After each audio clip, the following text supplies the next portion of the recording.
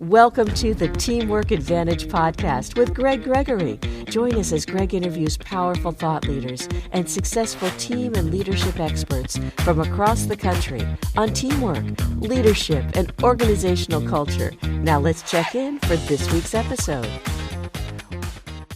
Welcome back to the Teamwork Advantage, a podcast that's dedicated to the growth, development, and advancement, teamwork, leadership, and culture, or what we like to call the TLC arena. Hi, I'm Greg Gregory, founder and host of the Teamwork Advantage. And once a week, we bring you guests that are just absolutely amazing in these three areas. And today is absolutely no different. I'll get to Robyn's introduction in just a moment, but Robyn Benincasa, right now, I want to ask you, did you wake up one day wanting to be a world-class athlete? No, well, I started kind of down that road when I was about 8, but it been a number of different sports, over time: gymnastics, diving, track, cross country, springboard diving, Ironman triathlons, judo, and then adventure racing. But I always wanted to be really good at something. But the plot twist came in terms of teamwork and my understanding of team building when I became an adventure racer. An adventure race, folks, if you think about the Amazing Race, what Robyn's adventure racing is I like to tease it and say it's the Amazing Race on steroids. I don't know if I'm characterizing that correctly or not, but it's unbelievable that she's going to take some time today to share some of those stories from adventure racing and what we can do in our lives today that we can learn from what she did back then.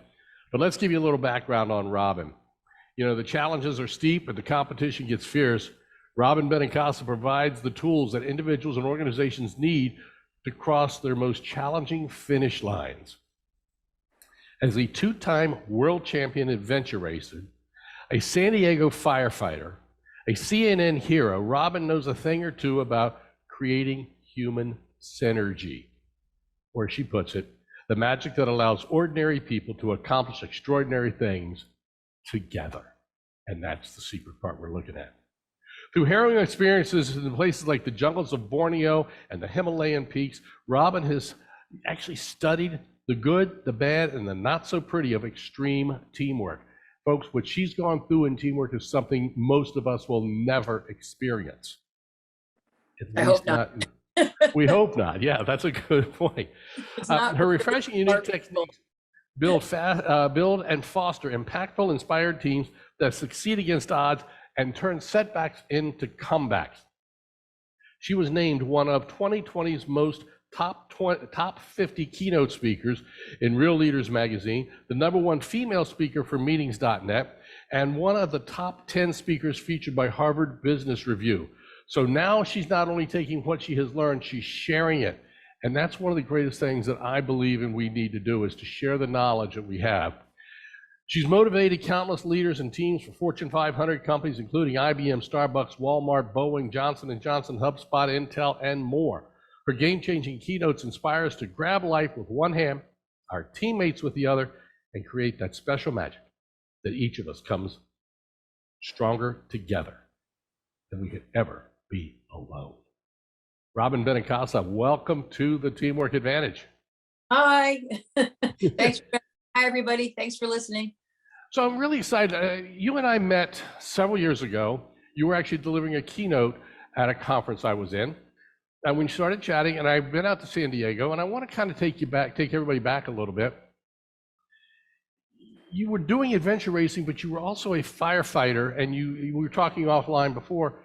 You just retired last year, right? Nope, this year. This year. So you've just retired. Yeah, you've just retired in the last 12 months from being a firefighter in San Diego. So tell me about that, firefighting, and how did that mesh with and build to become an adventure racer? Well, I became a firefighter right about the time I became an adventure racer. So they kind of dovetailed together. And in fact, our team had just won the World Championships, the Raid Gawaz in Ecuador, when I was in the fire academy, or right before I started the fire academy. So it was kind of actually awkward in a way because I was in the fire academy where you're kind of a nobody and a nothing, and you're a boot. You're starting from scratch. Nobody knows you. Nobody really cares who you are yet. And there was an article about my adventure racing team winning the world championships on the cover of the San Diego Union, and it was actually terrible. It was horrible because they're like, who do you think you are? So the teamwork, the team building for adventure racing got off to a rocky start in the fire department. So I still had to prove myself and be a good rookie and kind of take my team building that I learned in adventure racing and try to continue to create that kind of synergy on my teams in the fire station. And that's so important because you're right. When people's lives are on the line, as in firefighting, it's very different. And yet, even though lives are on the line on your adventure racing, you still have to be a team, and people don't care who you are, they don't care what you know, as long as you know that you can do their job that you're supposed to do. Am I on the right part? Yeah, exactly. It's they sort of create an environment right out of the gates where everyone has to leave their ego on the fire engine. You can't bring it up to the call with you. And it's all about what are our strengths and talents that we're bringing to the team, and having that respect for one another, for all the talents that all of us are bringing, realizing some of us are stronger here, stronger there. Some of us are strong on the medical side. Some of us are stronger on the physical side, humping hose and carrying the heavy stuff. And on a great team, you realize and capitalize on each other's strengths, and you try to minimize each other's challenges. And you're on a truly world-class team when everyone is constantly thinking, how can I help not only this patient, but how can I help my teammates? Like, what else can I do? What else can I add? And when you have that kind of team, you're just much more successful, as a firefighter, as well as in every aspect of life. Right. You just said something very key, and I want to go back and make sure we reiterate this. It's not so much what's in it for me, it's now along the lines of what can I do to help my team, what can I do to help this patient. By the way, the patient that you're working with there is now all by default part of your team. 100%. Yeah. I mean, it was, the patient person would always rotate too, based on, we'd get to a call and we'd see who that patient gravitated to, who would they talk to, who would they interact with, who would they be comforted by. And, that changed constantly too. Sometimes it was the paramedic that was the lead on taking care of the patient. Sometimes it ended up being me because it was, the patient was a woman and she felt more comfortable talking to me. So there was constantly that understanding of strengths, like everyone just move forward based on their strength. And, we're not going to worry about who's getting the credit. It's all about, getting this patient to the hospital, making sure this fire is out. And on world-class teams, no one cares who gets the credit. They always care about the results, and that's the bottom line. Like, whatever it takes to get the people that we're serving across their own finish line. In an adventure race, it was our team, it was our teammates. In the fire department, it was, the community that we're serving, as well as our teammates. But, you always have to have that higher sense of purpose, what I found interesting, and it's the higher sense of purpose which really catapults the great teams. That's what takes a good team and turns it great, when they really focus on the greater good for everybody, and not just the particular firehouse. Because if you're working on a multi-alarm fire, you're bringing in trucks from all different areas as well. Oh yeah, and you can't have an ego as a crew. It can't be our crew did this, your crew did that. Right. Everybody working to get the fire out, get the patients to the hospital. And, then all the debrief stuff happens later. But in the moment, it's like, what can I do? Who can I help? How can I use my skills, in this moment to make this situation better? Yeah. I remember that when we met in the summer, it was probably the next year, I came out to San Diego, reached out to you, and I can remember sitting at your firehouse there in San Diego, sitting on the wall out back. And one of the things you told me that day was the team at your firehouse really didn't even know what you did in adventure racing. So how did that happen? I mean, how could they not know they're in the midst of somebody as strong as you are in that arena? It's, I would never mention it unless somebody asked, because it doesn't matter what I've done or where I've been, or, the championships that we won. It doesn't matter to anybody on the rig. It doesn't matter to the patient that we're going to serve, so it didn't behoove me to go around talking about it. Like, I just wanted to be a really good firefighter. And yes, it was nice that I had the athletic background. I had the teamwork skills. I had the strength, to be a great team player. But unless somebody asked, I would never talk about it. It wasn't important. It didn't matter to me. It didn't matter to them. It's can you show up? Can you do the job? Can you be a great teammate when we need you? And that's really all that mattered. And that in right there, and I wanted to hear how you would respond on that, because you just demonstrated how you weren't thinking about yourself, but you were thinking about the team at the firehouse at that time. And that there again, you're elevating the team in that aspect. What got you into adventure racing in the first place? I mean, adventure racing, and by the way, let's tell everybody, it's the race that you would always do was called, I believe, the Eco Challenge. Yeah, there were kind of two versions of the World Championships. The original was the Raid Gauloise, and that was created by a crazy, awesome Frenchman. And his idea was to try to mimic the Whitbread round the world sailing race on land.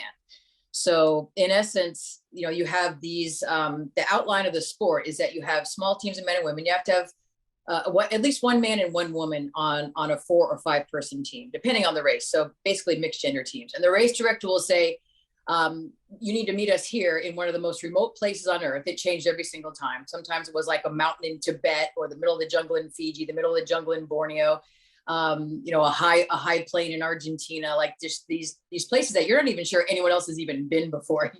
You show up, you get there. And then the next morning they give you maps and compasses and road rules, and they say, ready, set, go. We'll see you in 600 to 1,000 miles. And it's about whichever team gets there first wins. And you're doing only non-motorized transportation, like kayaking, mountain biking, whitewater rafting, mountaineering, basically whatever it takes to get from point A to point B. And the clock never stops. So if you sleep and when you sleep is all part of your team's strategy.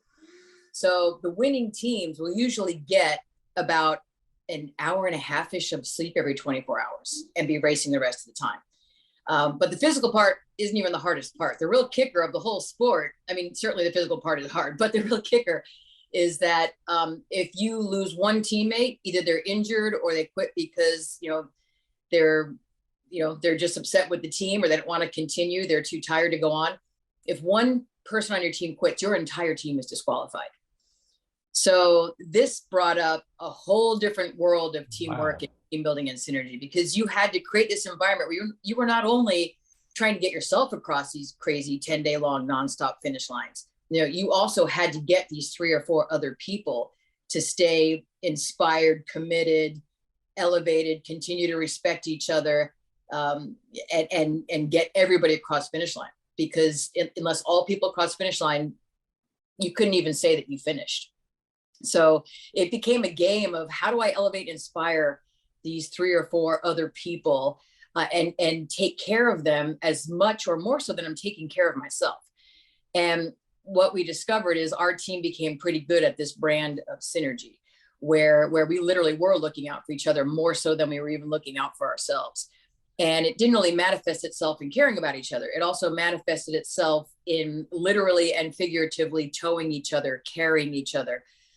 We were the first team that invented the idea of tow lines, where we'd literally put a person on the end of a bungee cord with 2 carabiners, and the stronger person would literally tow whoever was the last person, or the person that was most challenged at that moment, or the person who that sport wasn't their strength. We would just connect the strong person at the time, and instead of waiting for somebody like all the other teams, we would just take them with us. Or we'd constantly move weight around. If someone was a little bit slower, they were suffering for some reason, or we were in an area that wasn't their strength, we would just take their pack. And the person would carry 2 packs for a while. And our whole idea was we started winning races when we discovered the concept of suffering equally. Our goal was like to try to get everybody's heart rate the same so that we could all be like working equally hard. And sometimes it meant loading somebody up with more weight and giving somebody else less, but we never saw that as a weakness to accept help from each other. We saw it as this is how we win. And, you know, so we were never the best athletes. We were just the best teammates. And, Right. and that changed everything. Yeah, it's amazing because what you just said again goes back to the firehouse. Somebody else may not have a good strength in this one particular area or not, especially when you're talking to the patient. Somebody else may, so then it's about how do we help that person take care of that and do that, and we fill in for them on somewhere else. Yeah, 100%. Yep. Everyone's constantly moving to where, you know, to where their skill is most needed, you know, at the time. Now, and it's all okay. So there's one story that I recall, and it's about, and I think it was the French team, and they had a guy who had broken a leg or something at the beginning of the race, but you just said that if somebody doesn't finish, do they have to have just a number of people, or can they substitute people? Yeah, as long as you have the right number of people at the start line, they don't necessarily care who it is. So, okay, but if that person breaks a leg, you can't grab somebody off the street and fill in at that point. Yeah. Once the race has started. Once it started, no. Okay. No. So tell me what happened there. Tell the listeners about that, because this story is absolutely fascinating about how this one team pulled us all together. Yeah, it was really impressive, actually. The top French team, a team called Team Intersport, they had taken second place in the World Championships in Madagascar the year before, and they were on a mission coming back to win this year in the Borneo rainforest. And on their way running to the start line, they had a teammate break his ankle. And so, you know, now they have this crazy decision to make, you know, like, what on earth do we do now? Do we go home? Do we start disqualified because we don't have the right number of people on our team? Or do we walk around the rainforest near the start line and see if we can find a guy to come race with us? And they start, let's just go pick somebody off the street in Borneo. Yeah. I mean, in this case, off the street was, you know, these huts in this little farming village. And I was there. This is my first big adventure race ever. So I saw all this unfold. Brand newbie, my first start line ever. These guys start knocking on the huts that are in this little farming village. It took us 3 days to get there. We're deep, deep, deep in the Borneo rainforest. And so we're just in this little farming village, and there's a couple of huts, and they start knocking on the huts. And one door slowly opens, and we can see them very excitedly say to each other, "Oh my God, this is the guy that will fit the available Lycra outfit." And so they're begging him to come out. Wait, the guy who will fit the what? The Lycra outfit. Oh, the Lycra outfit. Okay, sorry, I missed the word. Okay. Yeah, you get a Lycra outfit. So they take him out of this hut, and they're basically like putting the uniform on him and telling him to kiss his 3 kids goodbye, because he's gonna be gone for, you know, probably a week to 10 days doing this little thing called an adventure race. And bless his heart, he doesn't speak the word of French. They speak very little English.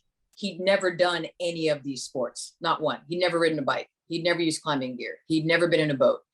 And they're lining up with this guy to start the race. And it's nuts, because the coolest thing you see, though, is the first thing that you see on the story is that he's looking at the camera as they're running off the start line. And he says, "I don't know what's going to happen, but I'm confident I can work it with a team." And he crosses his arm across his chest when he says team. And so he had that deep understanding that I don't have to know everything, but this team, you know, this team is going to show me everything I need to know, and I'm going to bring my strengths to them, and it's going to be great. And that exact thing happened. They put him right out in front. They let him lead. They knew the first 2 days of the race was literally in his backyard. So they didn't put the new guy in the back. They put him right out front, and they let him lead the first couple of days of the race because it was basically his village. And then when they got to sports that he had never done before, they taught him how to ride a bike. They taught him how to paddle a boat. They taught him how to use climbing gear. And, you know, his willingness to learn was unbelievable. You know, he was like, "I'm not going to let these guys down. I'm going to learn everything I need to know." And bless their hearts, out of what were we were 63rd. Our team was dead last. It was my first race ever. We were all female team. It was great. But they took second place. That team took second place out of 63 teams. Wow. Yeah, I mean, amazing. Like, they crossed the finish line. They're pouring champagne on each other. And, you know, the story is neat, of course, because of how epic it was to drag somebody out of the rainforest and put them into a big adventure race. But there are a couple of things that I really get out of that story as I look at it and analyze it. And the first thing is that, you know, we talk about how our luck is that moment where opportunity meets preparation.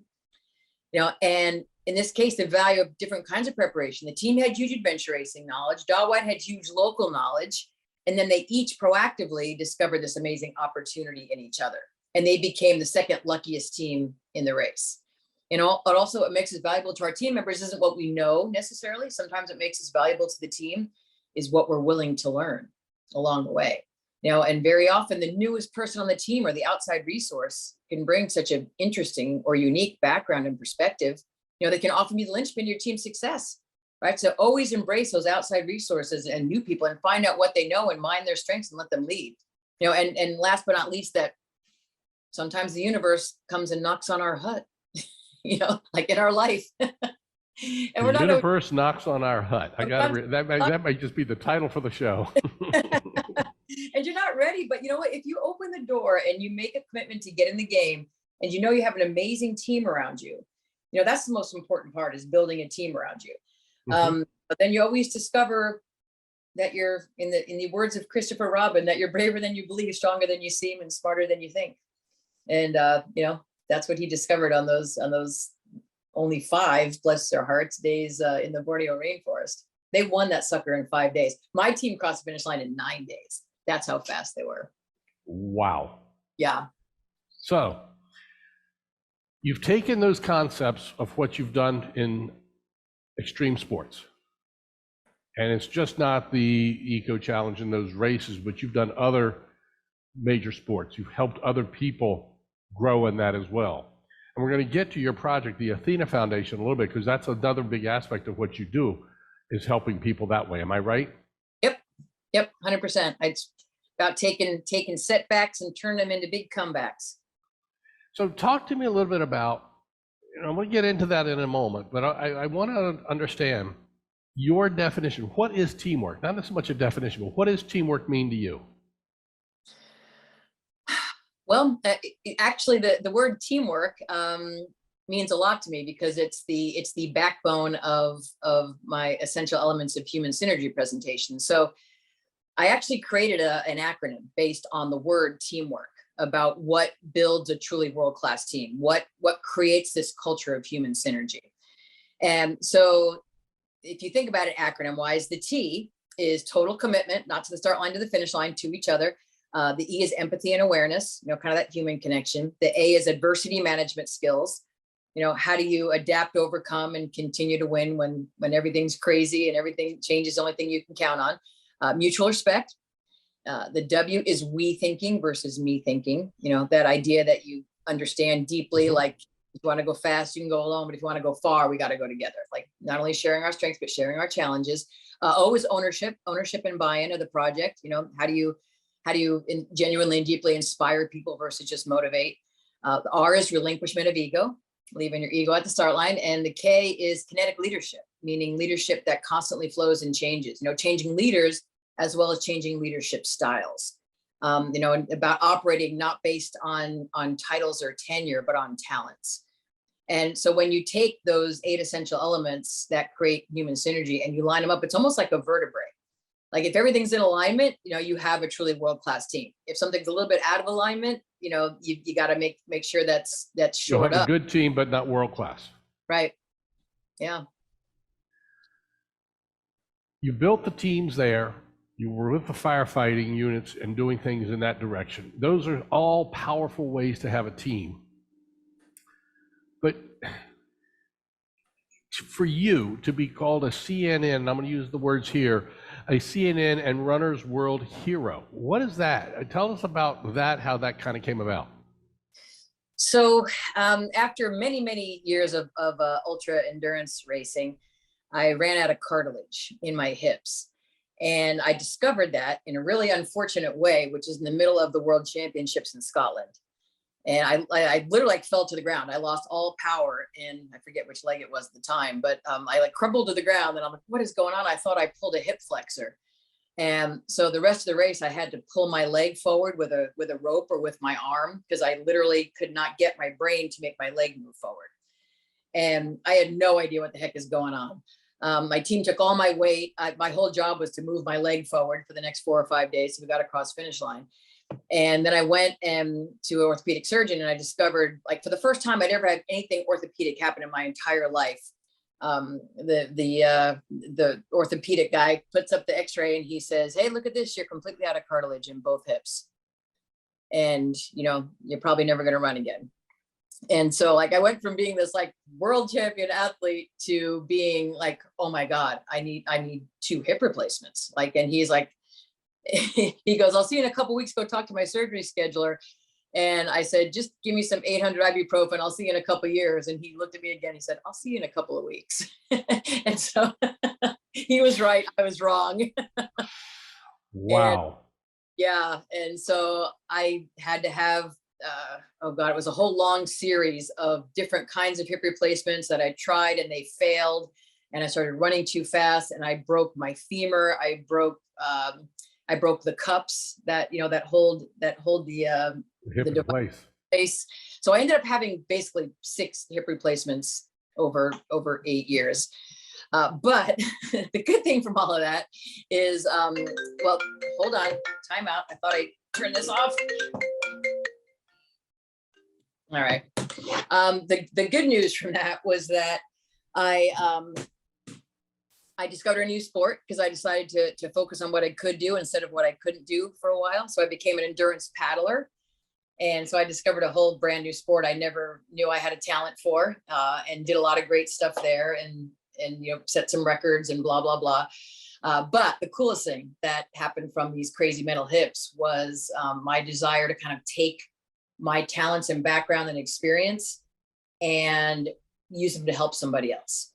So as I sort of thought about how do I take my adventure skills and help other people, I thought about how I kind of turned my own setback of these metal hips into a comeback of becoming an ultra endurance paddler. And I thought, what if we can do that for other people? Like, what if we can turn their big setbacks into huge comebacks through adventure and endurance sports? And so, like, suddenly I just got the idea, like, let's help survivors live an adventurous dream as part of their recovery. So they can show themselves and everyone who's taking care of them the last however long, show their family, show their kids, like, how strong and amazing they are after a big setback in their life.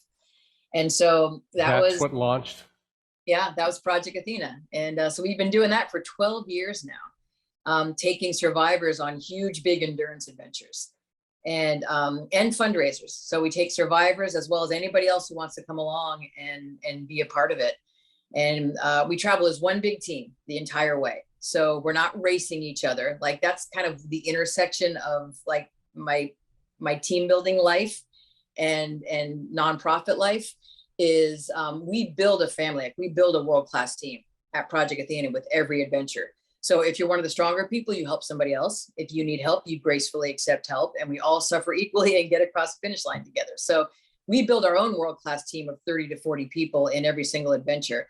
And we do 4 big adventures a year, and we train all our participants, whether they're survivors or fundraisers, for 4 months in a really cool online training program. So you can literally come off the couch and do one of our adventures with our 4 to 5 months training plan.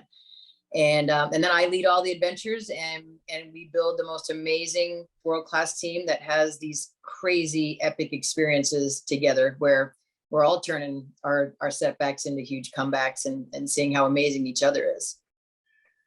What do you have any examples? I shouldn't say example, that's probably not the right word. Do you have any stories about somebody who's really just come from an area like they didn't think they could do it to where they are doing it? Oh gosh, every single adventure, literally every single adventure. Okay, I'll start with 2 weeks ago. We did our annual Florida Keys to Recovery event. And that's an adventure where we start in Key Largo and we kayak and ride bikes all the way from Key Largo to Key West, 120 miles. I was going to say, that's about 100 miles, okay? Yeah. But unfortunately, with all the turns we make, it's about 120. Yes, it's not like driving A1A. Okay, got it.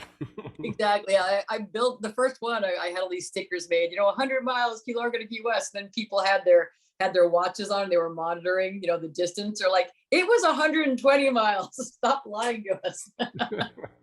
now we know it's 120. But oh my gosh, we just had 7 survivors cross that finish line, and just a couple of stories that stick out. There's well, a woman who is amazing, but she has stage 4 cancer right now, and she had already kind of in her mind, you know, she has, you know, several kids, and you know, in her mind, she had stopped being the super strong mom, you know, that she always was, and she was relying on her kids a lot for help, and you know, she was kind of getting in that mindset of, this is about as good as it's going to get for me. And she came and did this adventure, and her husband was there too. He came as a fundraiser, and he said, I got, like, the wife that I married, I got her back on this trip. Like, she was so strong and so amazing. Like, she was a little afraid, you know, at first, of like getting in the kayak and being in the big waves. But with every single mile, she showed herself, you know, yes, like I can do this. I am this strong. You know, and she discovered how amazing she was along the way. And her husband said, I haven't seen this woman in 20 years, this woman that emerged during this trip, like the life that she has, the confidence that she has. She actually, at the end, she said, you know, everyone calls me Mama Bear, because, you know, I'm taking care of other people, and I'm this nice mom. And she goes, I'm going home as Mama Bear.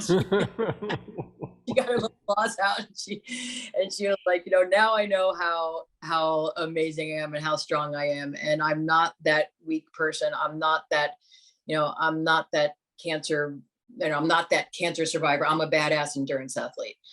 And, you know, so literally we changed lives. There was another woman on this trip, amazing, who is a double below the knee amputee.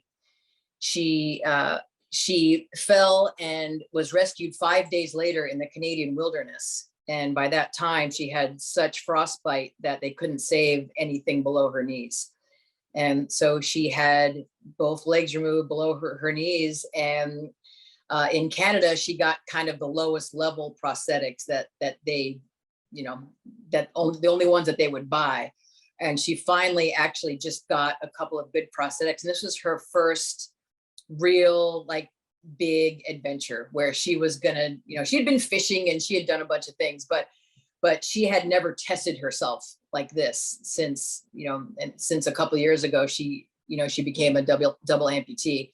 And that girl, bless her heart, she was on a tandem bike with a member of my team, and she was an amazing paddler. Like, she discovered how strong she was, you know, in her upper body, even though she couldn't push that much with her legs.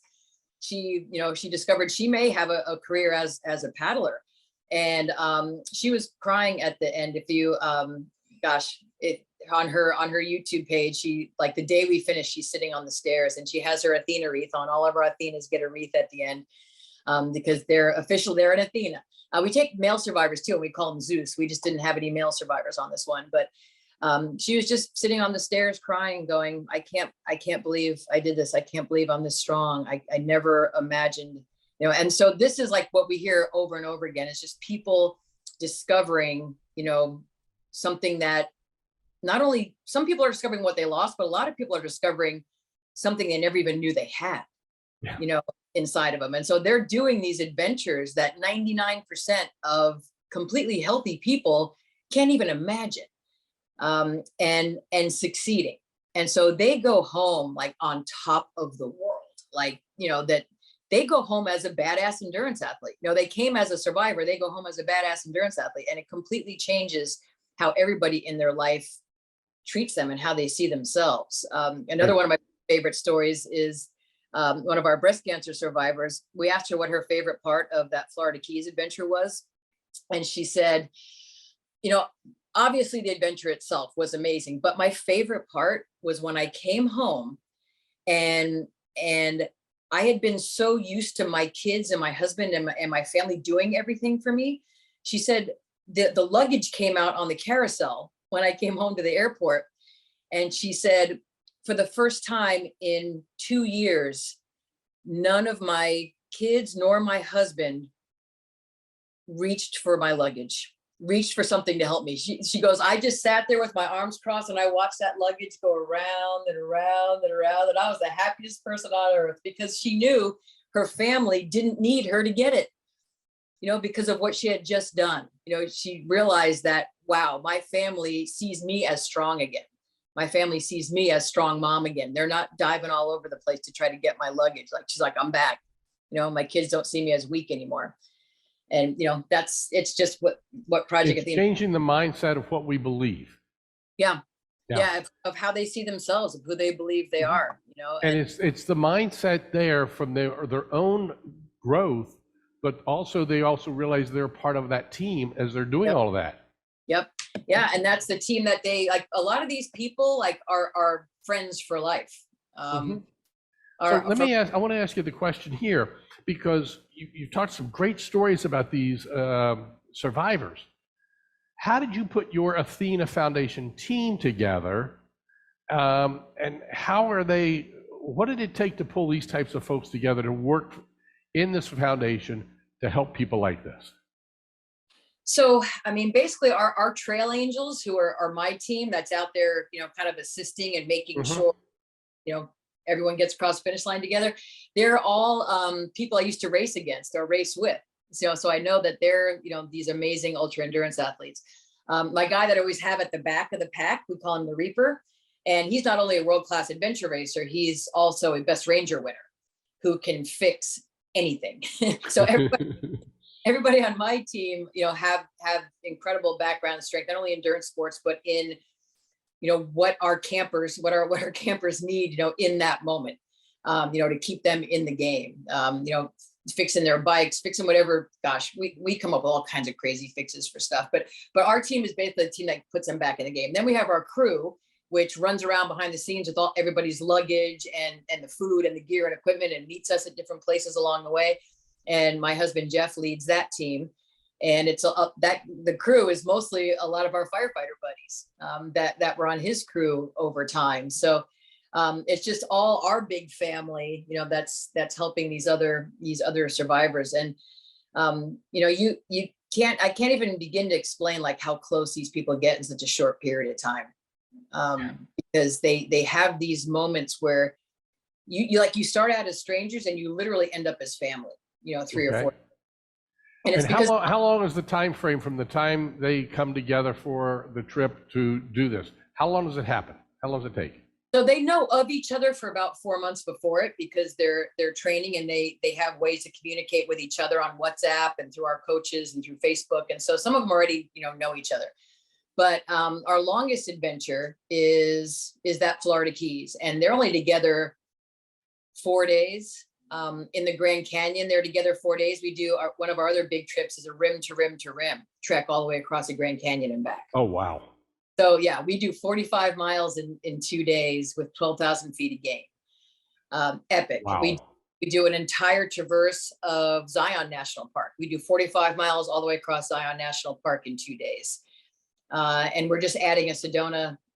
I'm calling it the Sedona Vortex Ultra. We're doing our first one this May, the inaugural, but we're doing 50 miles all in and around the Red Rocks in 2 days. So, these are like crazy big adventures. These aren't like little introductory adventures. These are gnarly adventures. And we like to keep it that way so that, first of all, people go home like so amazed and inspired by what they accomplished, but also so that it's almost something that is too big to do alone. And people really need to count on and rely on each other. Okay. And that's how we kind of create that petri dish of the Project Athena magic, is everyone doing things that difficult are going to have these highs and lows and times where they need help, other times where they feel great and they can give help. And you kind of create that culture, and it's instant, of people who deeply understand giving and accepting help, leaving your ego. That's a key point, because in business, so often people are willing to help others. They're less willing to ask for help. Yep. How do you get people to feel comfortable enough to ask for help? Well, first of all, it's the Project Athena way. Actually, it's in our registration documents that this is how we roll. We actually have a document about how we roll. And it's, you know, we're all going to have our strengths. We're all going to have our challenges. In your area of strength, you may be helping somebody else carrying extra weight. When we're at a section where you need help at Project Athena, the most graceful thing you can do for the team, because it's all about the team, the most graceful thing you can do is accept help. And so we started out really early on saying, you know, on these adventures, and also our deep understanding on our adventure racing teams back in the day, was that we kind of set the stage that this isn't a weakness. This is how we, the team, which is the important part, this collective, this us, is much more important than the you. And, you know, your job that you do for the us is that when you need help, and it usually comes from us, we as the trail angels, we're looking around going, hey, this person keeps falling back. And we'll actually come up to them and we'll just say, hey, we're going to grab your pack for a bit. And, you know, everyone on Project Athena understands that that's not a weakness. It's how the team moves faster. And your job is to help the team move faster. Yeah. And so we actually go up, we just take people's packs, we connect them to tow lines. And with that understanding that, like, look, and this is kind of what I always say, like, we want to keep you from getting fit. We're not saying that you can't handle this right now. We're saying that we want to keep you from getting to that place where you're going to struggle. You're not struggling yet, but you're heading that direction. We want to keep you out of the hole so that, you know, we're going to take this weight off you for a little bit. You're going to eat, you're going to drink, you're going to recover. And then guess what? In a couple hours, you're going to help somebody else. Right. Like, that's your mission right now. I like what you said. It's in your Project Athena handbook, if you will. Yeah. How we roll. So I'm saying that mindset should be in almost every company's policies and procedures handbook about being able to ask for help. Yeah. I mean, we do, you know, when I do breakouts, I actually have a little document about a one sheet about tow lines. You know, like, in what ways can you tow people? What are your areas of amazing strength? How can you lend strength? But also in what areas of business life, whatever it may be. It could be your personal life. It could be your physical life. Like, who would you like to grab a tow line from? You know, what do you need to learn, in essence? You know, and so I've had companies take that one sheet of people listing their strength and also listing their needs and desires about where would I love a teammate to help me through something. And then they put those people together, you know, or created committees, like, you know, these people are great at this, these people are great at this. And it's not even a formal thing. It's like, hey, here's your peers that are great at, you know, let's say it's sales, like, are great at social media and getting those leads. Here's your peers that are great at building websites. Here's your peers that are great at, you know, that say they can create a workout plan for you, like, whatever your strength is. And creating, like, different little committees to say, like, hey, here's the people to reach out to. Grab a tow line from these people, you know, in these areas. And then these people are going to grab tow lines from you in your area of strength, and we're all going to rise. That goes back to one of my philosophies of sharing the knowledge, constantly being able to share the knowledge to be able to help each other out, because it doesn't do us any good if one person hoards all the knowledge. No, and always beware of someone who is a knowledge hoarder. So I got to ask, you know, you've covered a lot, and we've been on here already over 40 minutes. So it's just exciting to hear your energy, your passion. What's next? I mean, you've got Project Athena. Where are you going now? Oh yeah, well, we're definitely going to keep Project Athena rolling for sure.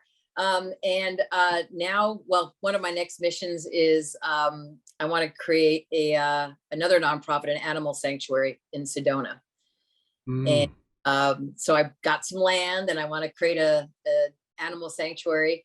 And, you know, one of my dreams is to help rescue dogs do agility competitions, on top of, you know, kind of putting dogs together with amazing owners, you know, dogs that are hard to adopt out and either give them a forever home or get them to somebody who can love them.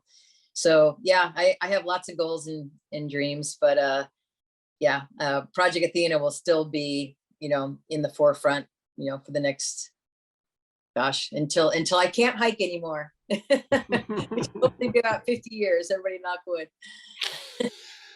Well, I got to tell you, it's been exciting to have you on board here and going through things. What a way to kick off our 6th season on the Teamwork Advantage. If folks want to reach out to you and learn more about Project Athena, what's the best way they can do that? projectathena.org is the website. And then I also have worldclassteams.com, where you can actually download, if you're interested in that team building or that teamwork acronym, and they can get a free download of kind of my cliff notes of those 8 essential elements of human synergy off the homepage. And I don't ask anybody's email or anything. I don't have a newsletter. I'm not going to write to you. I'm just trying. It's all about the philosophy of the association, the National Speakers Association that I belong to. And that is the one where it says, don't worry about getting a bigger piece of the pie, just make the pie bigger. Exactly. And that's what you're doing, is making that pie bigger. Yep. I want people as I can reach to feel that magic of that synergy, of that human synergy. It's epic. And I've been super lucky to have it in so many aspects of my life. And I get excited about bringing that, like seeing people, like when they can feel that magic of that deep connection to somebody else, and, and how it elevates and inspires the entire team. Would love to get you back on. I want to hear more of those stories from Borneo, from all over the world. I want to hear about Fiji. That's yeah. Actually, I forgot. I have a book called How Winning Works, and that has all the stories in it. I've got it somewhere around this house. So there's no doubt about it. So it's so much fun to hear your voice, hear your passion. Love to get you back on here again sometime soon. Thank you very much for joining us here. I really, I want to say thank you. I'm grateful for having you on board here and sharing your philosophies. Because folks, one of the things I did when I started this podcast was focus in on teamwork, leadership, and culture. And you dove right into teamwork today, all the way in. And you've given us ideas that we can actually think about, extrapolate from, and put them into play in our lives every day. And as I like to close off the sessions each week, I say, once a week with the Teamwork Advantage, you get ideas that you can use immediately. And Robyn has definitely done that for us today. Until next week, remember, having a good day, that's just being average. When you listen to the Teamwork Advantage, we know you are not average. So go make today an excellent and exceptional day. Till next week, season 6 kicking off right now. Woo-hoo. Make it a great day. Bye-bye. You've been listening to the Teamwork Advantage with Greg Gregory. Be sure to like, subscribe, and activate the bell icon to be notified of future episodes. To learn more about how Greg can help your organization develop a powerful winning culture, visit TeamsRock.com. That's TeamsRock.com.